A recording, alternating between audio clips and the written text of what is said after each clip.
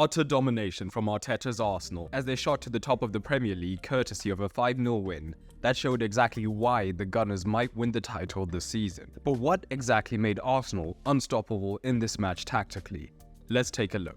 Despite the scoreline, it's Arsenal's ability to dictate the match without the ball that I want to begin with. It all began from the Chelsea goal kick, as Arsenal wanted to press the Chelsea backline that looked vulnerable in possession. This was made possible by a few key factors, the first of which being Pochettino's obsession with building with a single pivot, often Caicedo, who is naturally not the best on the ball and would not make himself available to receive the first pass. As Chelsea's backline split, Havertz would position himself ready to press Disasi, and this would be backed up by Odegaard, who would use his cover shadow on the single pivot, with Rice ready to back up that press. We've seen Arsenal use this shape to great success recently, as it means there's only one obvious outlet option, which is to the left centre-back. And because it's the only pass available, Odegaard has already anticipated pressing the man before he even receives it, and Rice is backing up this press on Caicedo. With Saka and White ensuring that the pressing trap is set tight. This scenario could see Badiashile trying to force low percentage passes, leading to some turnovers.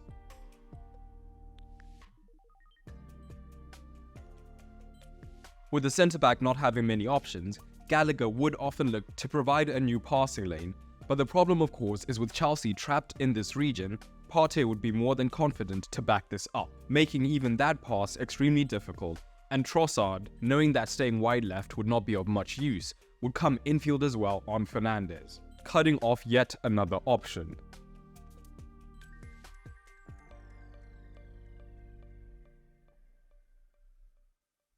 Nicholas Jackson would look to drop into the midfield at times, but because Mudryk had been coming deep looking to provide an option to the centre-back as well, Saliba could confidently press high, knowing that there was no man spinning in behind him, and in this way Arsenal immediately stifled Chelsea when they looked to play out. This scenario was just as bad when Badiashile looked to play a simple pass into his left-back, as Cucurella also looked extremely shaky on the ball in this match, often losing it or playing risky infield passes that Arsenal easily intercepted, allowing them to get into many goal-scoring positions, especially early on.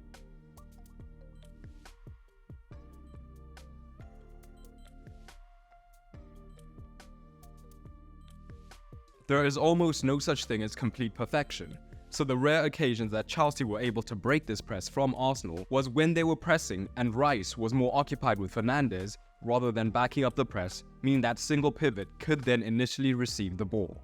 And even when they were higher up the pitch, Arsenal were in complete control. Arsenal defended in a fairly flat 4-4-2, but if they had been in this orientation, there would have been an easy 3 versus 2 advantage for Chelsea in the midfield. But helped by taking such an early lead, Havertz and Odegaard could afford to almost be completely passive in the initial phases, knowing that even with all the time in the world, neither centre-back was going to produce an outstanding pass that would change the game state. So now they had an extra man advantage in the defensive phase. This would then force either Caicedo or Fernandes to drop deeper to try get onto the ball and progress the play.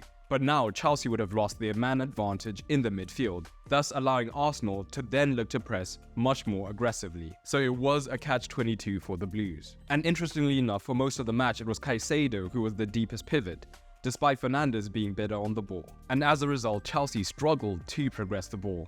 Chelsea's use of their fullbacks was also interesting from Pochettino, as they often occupied these deep positions, not contributing too much to the attack, and for the most part, being easily pressed by their opposing winger, rather than looking to invert or be aggressive on the overlap. Cucurella could at times be the exception to this, moving high on the left, allowing Mudryk to operate more centrally, giving Chelsea some glimmer of hope of finding a man between the lines. But instead, most of Chelsea's success came when they found Madueke 1 versus 1 against Tomiyasu, as he could use his dribbling ability to hit the byline, and he got into these dangerous positions fairly often.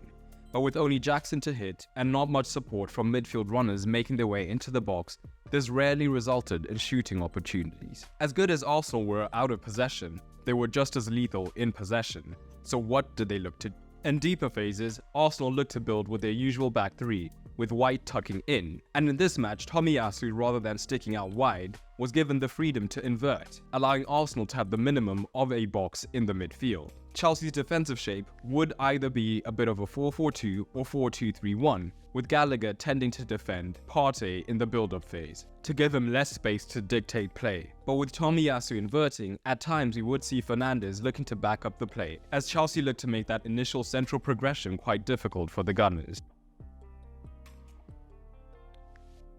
But again, flexibility is the name of Arteta's game, and Odegaard, as we've seen throughout the season, is more than happy to drop in as an extra pivot to create a 3 versus 2 in this first phase and potentially receive, allowing Arsenal to move higher up. It is difficult for a midfielder, Caicedo in this case, to back this up, because the Arsenal box means that this would leave a man completely free between the lines. So as a result, Odegaard is often quite effective in helping begin the play.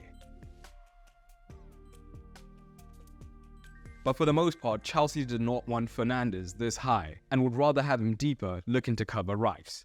And what this meant was it was Madueke who was following his man in field. And this was part of the reason Arsenal were dangerous from all directions in the attacking third.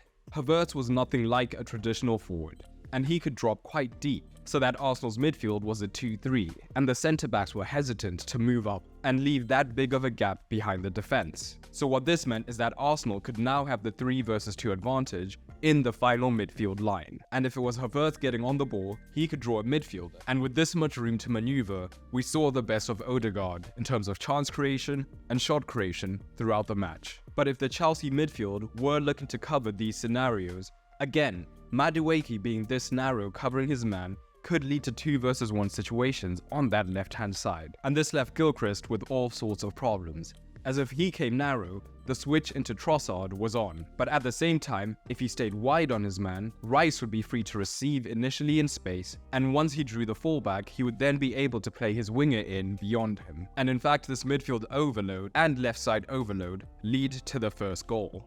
Whereas the left-hand side was all about overloads, down the right, Arsenal's individual quality shone, as one of their main ploys was to get the ball into Saka for a 1 versus 1 as quickly as possible. And this would give them options, as if men did look to cover Saka, it created more room in this region for Odegaard. But if it was a 1 versus 1 scenario, Saka was more than happy to take on his man and drive into the box to create for others or have a shot himself. But the highlight of Arsenal this season has been their positional flexibility. So when Arsenal were high up the pitch, White would rarely stay in this deep position. Instead, they would switch to a back 2, with White looking to use his pace to overlap Saka at the last available moment. And Saka was happy to use his man to then look for a crossing opportunity, or to use the extra space created to then have the opportunity to move infield. And in fact, White's second goal was the perfect exhibition of this late running making a difference. It all remains as tight as ever at the top of the table, and as impossible as ever to predict. Who do you see winning the title? For the managerial tactical score, Arteta moonwalked all over Pochettino, meaning he earns a 9.5, whilst Poch earns a 1.5 out of 10. But drop your ratings down below. If you enjoyed this, check out this in-depth video analysing just how Arteta has evolved his side tactically to take the Gunners even closer to the title. Click on screen now.